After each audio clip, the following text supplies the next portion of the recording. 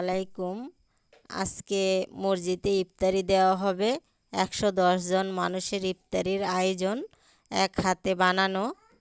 তো বন্ধুরা দেখুন, বেগুনি বানিয়েছি আমি, আর পেঁয়াজু বানিয়েছি, ছোলা সিদ্ধ করে রান্না করেছি, ডিম সিদ্ধ করেছি, আছে শসা, তারপরে মালটা, আপেল, আঙ্গুর ফল, চিড়া, চিনি, এগুলা দিয়ে আজকে ইফতারি দেওয়া হবে। খেজুর এই যে রান্না করেছি, আর রান্নার ভিডিওটা আমি দেখাইতে পারিনি বন্ধুরা, দুঃখজনক বিষয়। যাই হোক, ভিডিও করতে গেলে আমি এগুলা সব অ্যারেঞ্জ করতে পারতাম না, একা একা বানিয়েছি।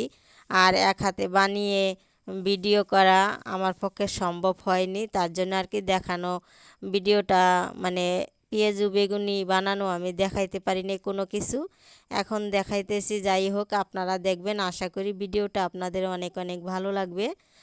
আর বন্ধুরা যদি ভালো লাগে তাহলে অবশ্যই কমেন্টে আমাকে জানাবেন কেমন হলো ইফতারির আয়োজনটা। বন্ধুরা সকালে থেকে শুরু করেছি আমি এগুলা করার জন্য। এগুলা করতে করতে আমার আসরের আগে হয়ে গেছে।